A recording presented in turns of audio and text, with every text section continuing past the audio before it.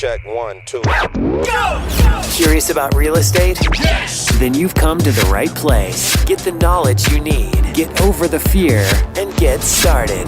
This is the Michael Quarles Real Estate Show with your host, Michael Quarles. Hello, everybody. Michael Quarles with the Michael Quarles Real Estate Show, and welcome to podcast episode 308. Today, we're going to do something a little different. I was on a podcast a couple weeks ago and had a blast, and I thought I'd share it with you guys. So some of you who may not know who I am will know me better. Those of you that already know me will know me better too. So that's good for everybody. So here goes. It's a great little podcast, episode 308. Thanks so much. Today on the show, I have with me Michael Quarles. Michael is a serial entrepreneur, real estate investor, author, general contractor, and he's a real estate broker. Pretty incredible guy. Michael is what he like to call a massive investor, an expert in specializing in residential real estate. And at the age of 18, he built his first duplex. And over the course of his investing career, he has done thousands of real estate transactions. Michael is a massive action taker with unwavering confidence in his ability to achieve his goals. Michael has also built over 70 brand new construction units and is vastly experienced with fix and flip, assignment, wholesaling with a major focus on wholesaling, which I'm sure we're going to talk a lot about wholesaling in this show today. But enough out of me. Let's get him out here. G'day, Michael. Welcome to the show. How you doing today, mate? Doing good, sir. Thank you for having me on. My pleasure, mate. Where are you dialing in from? Where are you dialing in from around the country? Well, Bakersfield, California, and nice. It's like the rest of the country. It's in California. For those people who don't know where Bakersfield is, about, 4 hours north, 3.5 hours north of LA? It's about 2 hours north of LA, right in the middle of a desert that some folks ran out of gas in, apparently. Decided they'd start a city, and here we are. Nice. So, Michael, I mentioned that, a lot of your achievements in the introduction, like you're hugely, you've achieved a lot in your career. But before we dive into the nuts and bolts of today's conversation, can you elaborate a little bit more on your background and how you got started investing at such a young age? We can. I want to call myself an indentured servant. So as a child, my father had a construction company. So, before school, after school, weekends, holidays, summer vacation, I worked in the construction business. I laid block, poured concrete. I was just a little kid, but I grew up in that arena. When I was 18, I enlisted in the Air Force. My enlist report date was about 3 months later. So I had 3 months to kill.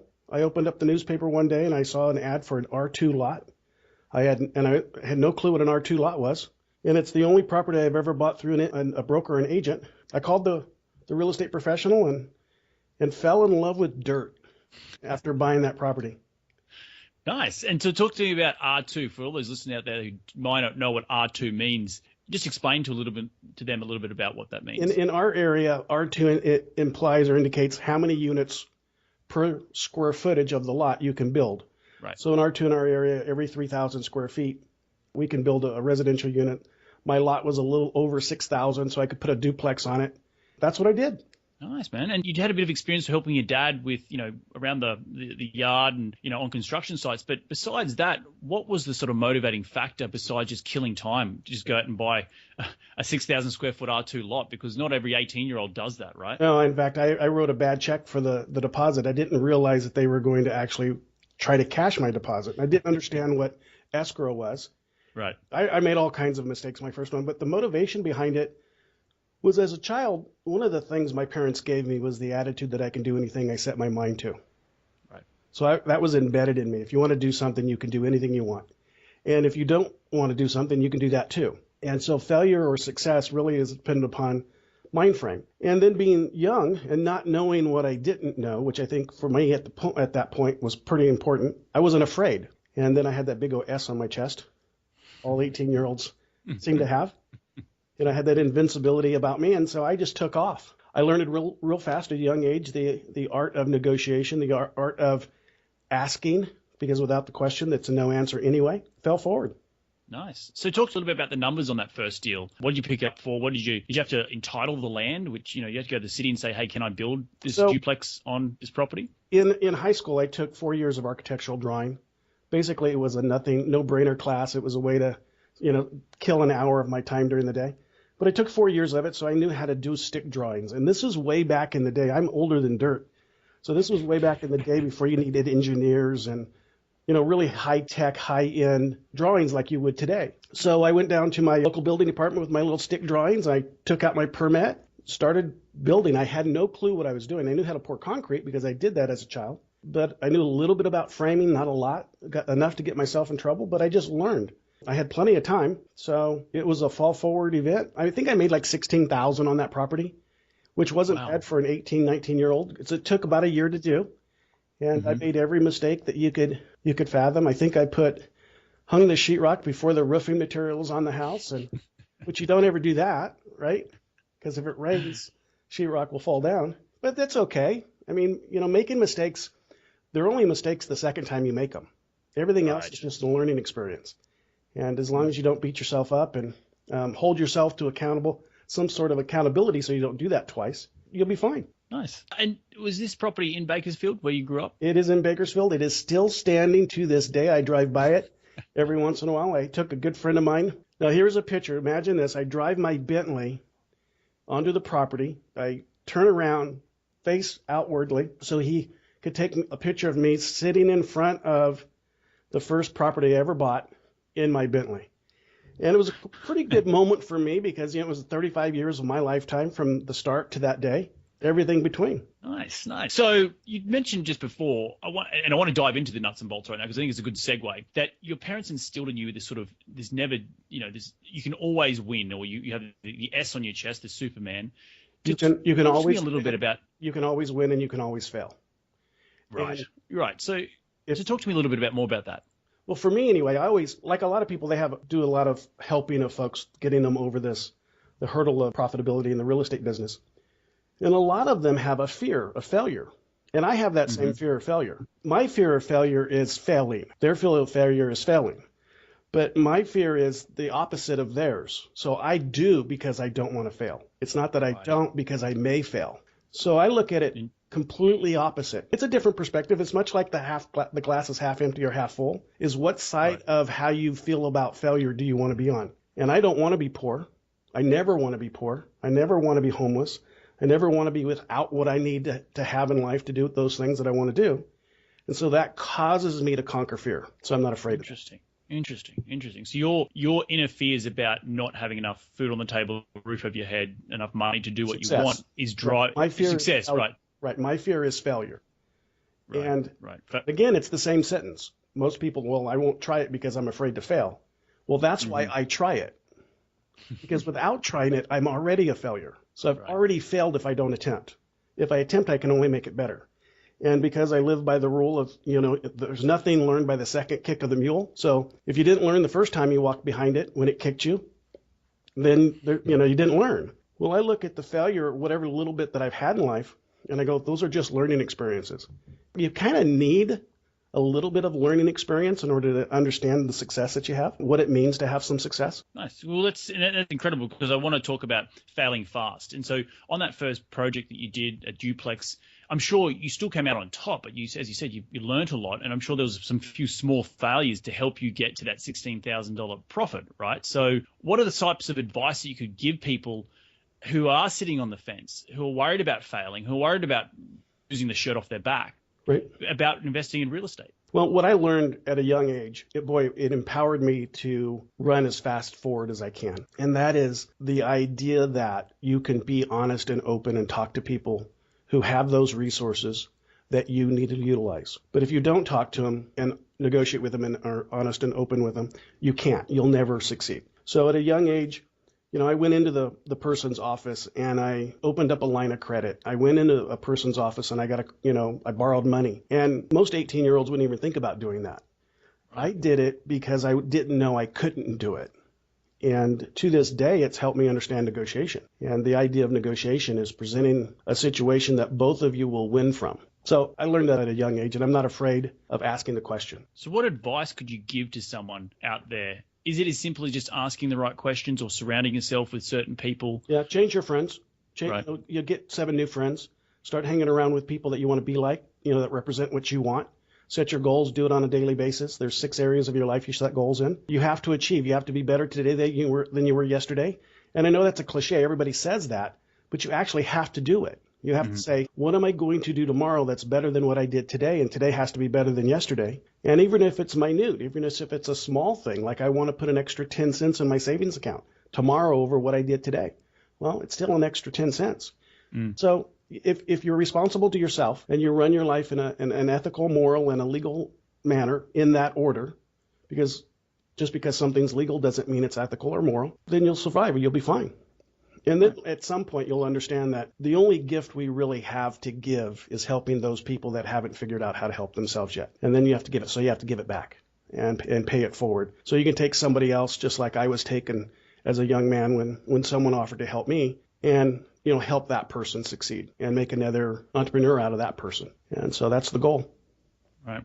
And is that what has evolved into the michaelquarrells.com right now? You have a very successful business now. It's, you've been at this for many, many years. So talk to me about how that has transitioned and your mindset has transitioned to helping others and as you say, paying it back or paying it forward, whichever way you look at it. michaelquarrells.com is all about training. And I put a price point to it that causes people to say yes. Because that's one of the fears of training is I can't afford it. Well, I've taken the affordability out of it. So we've put some vehicles together so folks can go through a training program and learn real estate investing the way I do it. And the way I do it may not be the way that you would do it or someone else would want to do it. It's just what's gotten me to where I'm at now. Because there's basically five methods for real estate investing when you look at single families or multifamilies. So we kind of show you all five of those. You have to, decide which one fits for you. But the biggest thing that we coach is staying responsible to what you want. Understanding what you want. Is it realistic for you to achieve it? Does it really mean something to you? And if it does, what does it mean? Because when we live by our boundaries and our goals, we'll do well in life. But if we don't have either one of them, we'll fail. And talk to me about how you've evolved your businesses. I was looking on your website earlier. Seems like you've got your finger in a lot of different pies and a lot of different businesses. Has that just been an evolution of you as an entrepreneur, or has it been opportunities that have come your way and you've taken those opportunities? Nothing's come my way. I hate saying it. Everybody says they get lucky or, luck is luck, whatever it is. No, luck is earned. And so I'm always that person who's going to figure out how to conquer the next thing I want to conquer and challenge myself. The day I fired myself, when I absolutely decided I was no longer going to be the manager or technician, but I was going to be the true entrepreneur, then success happened. And replacing myself, and sure, there was some fear in replacing myself because no one can do it as good as we can. And the reality to that is they're right. No one can do it as good as they can. And if you're 3 times better than somebody else, hire 4 of you. And you'll now make more money. You'll do more than you can do by yourself. And when you live by that principle, then you can start having multiple businesses and you turn those into passive income. Because everybody preaches passive income is the way to success. Well, you can have a massive income business that's passive for you. Then be a business owner. And through 10 questions a day, you should be able to answer for yourself whether or not that business that you're an entrepreneur in is actually providing those things at which you want them to. So you don't have to hammer the nail to build the house. Right. You're working on the business, not in the business, so to speak, right? Truly the Michael Gerber concept or aspect of business. A lot of people are, as he says really well in his first book, we're great pie bakers. We don't know how to sell a pie. And, if you're really good at whatever it is that you do and you're not a really good entrepreneur, that's fine. Hire one. But if you're a good entrepreneur, hire a manager. And if you're a really good manager, hire a really good technician. I have found that with extraordinary systems, you can hire ordinary people. But if you have extraordinary people and ordinary systems, you have failure. Because you can't replace at the same level extraordinary people the way you can replace ordinary people inside of an extraordinary system. That's incredible. Extraordinary systems with ordinary people. That sort of segues into my next question, which is, I know you're a massive systems guy. So what sort of systems are you implementing these days in your business to help you, as you say, have extraordinary systems? Well, so as an example, in the real estate investment business, a lot of people fear that, I don't know how to talk to someone. I don't know how to knock on the door. I don't know how to get a contract signed. I don't have time to answer the phone. Well, in our systems, I have categories of people who do each of those things. So I don't see sellers. I don't knock on doors. I don't answer phones from sellers. So I have what we call Alex's, Ryan's, and Angels, and those are their names that they go by when they're at work. So in my real estate business, if you call up as someone that wants to sell your house, someone's going to answer the phone that says, "Hello, this is Alex. How may I help you?" And they're going to go through a script, and they're going to obtain information from you and your willingness or lack of to sell a house at a value that causes us to want to fall forward into the Ryan stage, who's then going to start negotiating with you and try to put a deal together. When that deal happens or doesn't happen, it's going to go to the angel stage, who's going to relook at that deal to see if there's anything that the Ryan didn't see, or if there's a way to modify the opportunity from a terms expectation with the seller. And so when you have the platform or that system, then you can buy all over the country. So now you're not labeled with, "I'm a local investor." You can say you're a national investor, because the system's what's producing the result. You're not producing the result. So I can drop an Alex in a seat, and in 4 hours, they're trained to answer the questions in the script. And so if I decide I want to do pay-per-click or direct mail or whatever type of advertising I want to do in a marketplace that I've researched to determine that I want to be there in the first place, I can just add bodies, and my systems are in control. And I can replace those bodies if those bodies don't perform. So I think it's a good way of having exponential growth, true passive income from the entrepreneur's perspective. Thanks for listening. We'll be right back. Are you running out of leads? It's time you tried Yellow Letters at yellowletters.com. Get motivated seller leads through yellow letters, postcards, zip letters, typed professional letters, greeting cards, door hangers, and business cards. Yellow Letters is a full-service marketing company created with your success in mind. Get the personal attention you need to get your direct mail campaign started, and get in touch at yellowletters.com. And we are back in 3, 2, 1. That is a really incredible way of looking at it. And I think I'm even taking notes as we're speaking right now, because a lot of people want to invest in new markets, right? But they don't have boots on the ground. So it sounds like you've got the system down pat to create those boots within very short amount of hours by the sounds of it. We all do have the boots on the ground. We just think we have to wear the shoes or wear the boots. So there are people that want to wear the boot. And as an example of that, so I'll get a contract, or my Ryan will get a contract signed, and they'll send it to the transaction coordinator, who will at that point determine if we in fact should have that contract signed. So they're going to try to kill the deal before we actually get very far into it. And then when we decide that we want to keep the deal, then we're going to have one of the boots on the ground, which is a real estate professional, do a BPO, broker's price opinion. So we're going to pay $150 to have someone go out to the property, determine a value for us. It's not an appraisal, but it's a pretty good price opinion. And then we open up closing and we look at preliminary title reports. That's the report that a title company will give us that shows who owns the property, how much is owed against the property, if there's any other mechanics liens or liens against the property. Once we have that clear title report, and these are all boots. Once we have that clear title report, then we're going to hire a home inspector to do a home inspection for $350. They're going to tell us what's wrong with the property. From that point, we're going to go into a full appraisal with a professional appraisal in the market. So that's about $450. So less than $1,000 invested. I know, in fact, if I want to buy a property and if at the value I want to buy it at, and if the contract value is worthy. And so you can have boots because the boots are there. We just have to have systems to run the boots. And not be afraid of the system. But a lot of people think, well, I have to go see the front door. I have to go meet the property. I have to fall in love with romanticize the property. We don't. It's an asset. It's a commodity. We shouldn't fall in love with these things. That's incredible advice. And talk to me about the type of investing strategy and how that has changed since you're 18 years old to now what you're doing with all your systems and your boots on the ground and not wearing your boots, as you like to say. So, in the beginning, I was a contractor, let's face it. I went out there and built the duplex. And then I evolved into when we started having, we had traffic fees and school fees and sewer fees and all those things started building up. It became a better profit center to buy a house that was already constructed and fix it up and resell it instead of building a brand new one, because of the base costs in building the brand new house from a permit perspective. And so I went into the fix and flip arena. I was never an assigner or a wholesaler. So I never sold the contract or sold the property less than value. I always wanted to buy the property, fix it up, and then resell it at the ARV, after repair value. Right.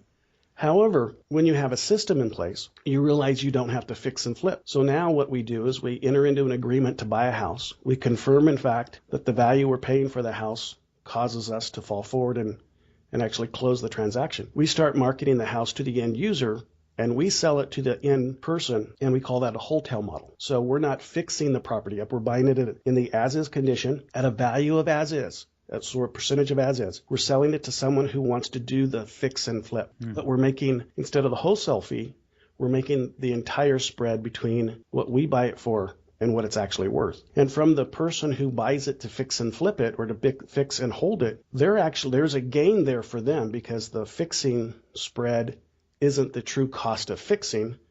It's just the cost that we've placed on that spread difference. And because we have appraisals, so an appraiser tells us what the house is worth in its current condition, not a repaired condition, its current condition. And we're buying it at a percentage of that. And so now with that formula, I can buy anywhere. That's very interesting. I don't have to hire someone to fix the fence or a roofer to fix the roof or anybody to paint it or carpet it. I have very few professionals. I have a real estate agent who's going to do my BPO and eventually sell the property for me. I have a title and closing company. I have a home inspector, and I have an appraiser in the markets that I want to do this in. And that's a lot easier. And then I can turn my dollar faster because in the fix and flip business, you might be on a property for 30, 60, 90 days, putting new doors and new cabinets and new floor covering in it. Well, during that same period of time, I would have sold a dozen or so houses. And so it's turning into our capital at the same time. Interesting. So because you are buying something, it's, I'm assuming, cents on the dollar, right? In terms of the as is, what it, not the fixed up value, but the as is value. The reality there is, and a lot of people get hooked on this one. So they go, well, why would a seller sell it to you when they could just go and sell it to somebody else at a bigger, larger price? Because we're both paying 100% value.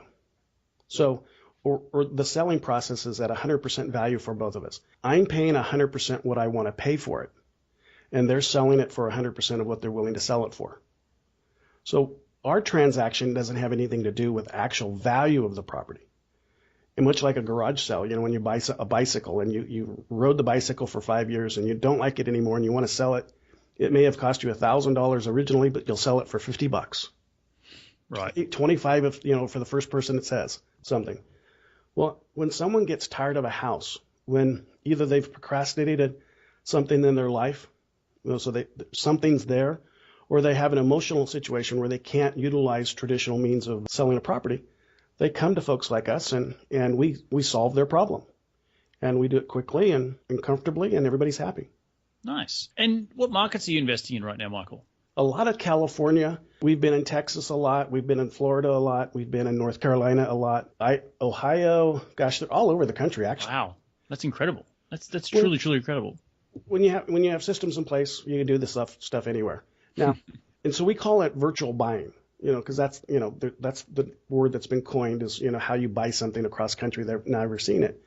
And I always suggest to people who want to start virtual buying, begin in your own market. Just because you can go see the front door doesn't mean you should go see the front door. So learn how to retrain yourself, not to get in your car, not to drive over to it, not to meet the seller, and get emotionally involved in the transaction. When you can do that in your local market virtually, then you can start doing it virtually across country. Right. And I'm sure there'd be so many fence sitters getting their head wrapped around that part of it because we are all in tune and ingrained in us to want to go touch and feel it, right? Right. Absolutely. Like, in my area, we all have a car.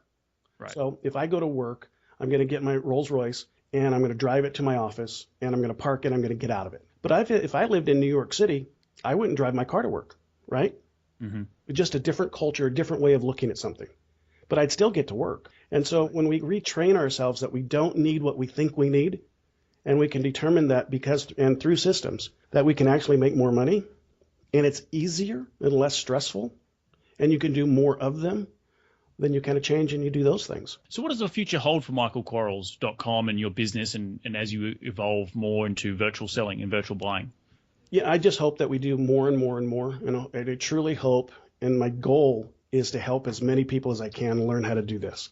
So, whether they want to go and be a real estate serial entrepreneur or not, that'd be great if they did. Maybe they just need to buy a house or two or three to get out of debt. Maybe that's their need. Or maybe they just need to learn that they have the confidence to set goals and boundaries and stick to them.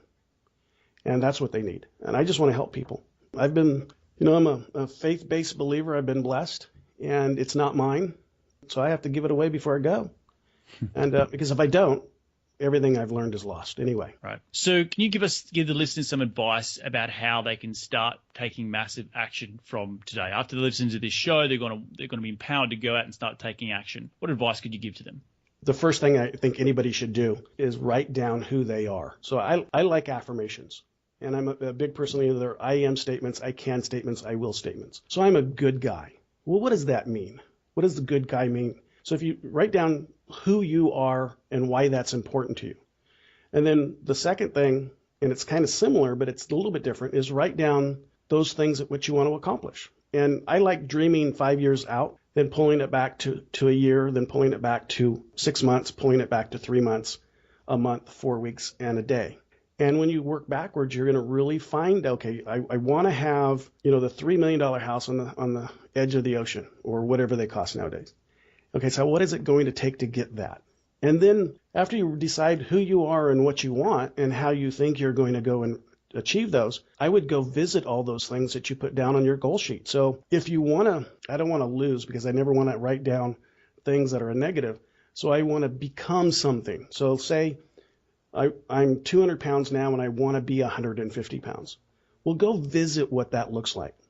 If you want to ride or drive or own a Rolls Royce, go visit what that feels like. If you want a mansion on the side of the coast, go lay in that bed, go to an open house, have a showing, go look at it, go feel what that is like. Because until you can actually determine for yourself, in my opinion, that you truly want to achieve these things, they're just words. But when we can start living them and start believing in ourselves that we can accomplish them and taste them and touch them and really feel for it, then we'll accomplish it. The next thing I would do is start paying yourself, which is the hard part for a lot of people, is they don't take care of themselves before they decide to go do something. So unless you can force yourself to pay yourself, I wouldn't do anything. I wouldn't start any business. I wouldn't start any new adventure. But if I could prove to myself that I can pay myself on a daily, a weekly, monthly, whatever basis I decide, then I can take the next step. That's incredible. That's truly incredible stuff to go out and touch and feel those goals that you want. I think that's really, really awesome takeaway pieces of advice. Michael, this show is all about helping international investors break into the US market. Are you working with any international investors right now? I am not. Absolutely not. I wish I were, but I'm not.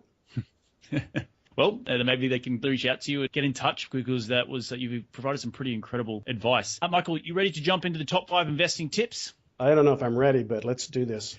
Sounds scary. Mate, it sounds scary. Trust me, it's not. It's very, very easy. Mate, you strike me as a guy that has daily habits. What is your daily habit that you keep on, so it helps you keep on track towards your goals? And I don't know if I do it daily. I really try, though, and that is to appreciate everybody that I give money to on a pay period basis, which seems little like, why would that matter? I want to say thank you to those folks that help me do what I want to do in life. And so I do that, or I try to do that on a daily basis. It frustrates myself when I get in my car and I leave and I go, oh, I forgot to do my lap around the office and tell people thank you and I appreciate you. You know, that should come normal, right? But some of us have to work at it. So that's what I do. That's awesome. That's a really, really nice gesture.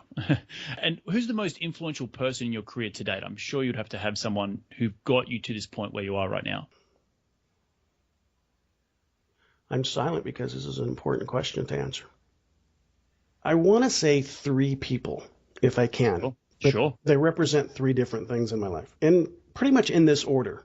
There's a gentleman in our city, and I won't name his name, but he was very influential in my career when I was 18. And he offered to do something for me that he shouldn't have offered. No one under their right mind would even welcome the offer. But he probably sat at that time where I'm hoping I sit today. And so he gave me the confidence of friendship and mentorship. The second person would be me. Because without myself, my drive, I cannot achieve. Without the desire to do something better today than yesterday, I'm just a vegetable. And the third is God.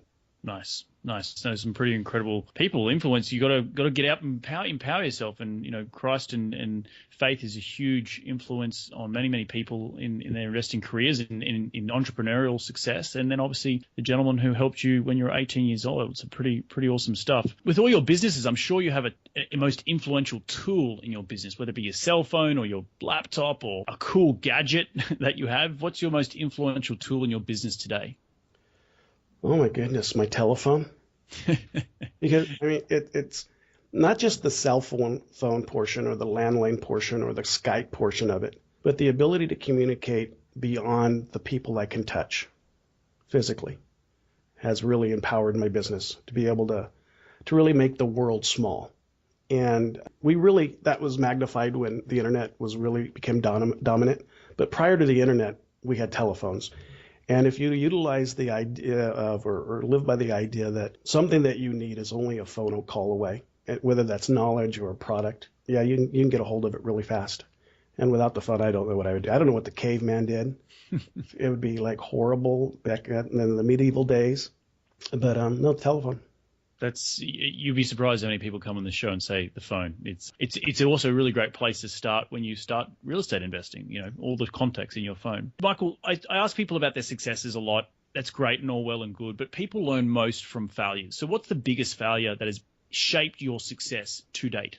Losing a ton of money. Oh no, I shouldn't say I lost it. I knew where it went. I knew where it was. My lost would probably be not being responsible to money. Once I learned how to be responsible to money and what it would do for you if you did in fact treat it like it was a living, breathing person in your life and not just an object, then what you can do with it, the folks that you could help with it, the rewards you can have from it. If you don't respect it, gosh, there's no reason to get out of bed. But that's the failure of money. Right. Interesting. You're truly wise man, Michael. I've really enjoyed having you on my show today. Where can people reach you to continue the conversation if they want to find a little bit more about you and the courses you offer and the businesses you're involved in? MichaelQuarles.com, and you can Google me. Google's figured out who I am.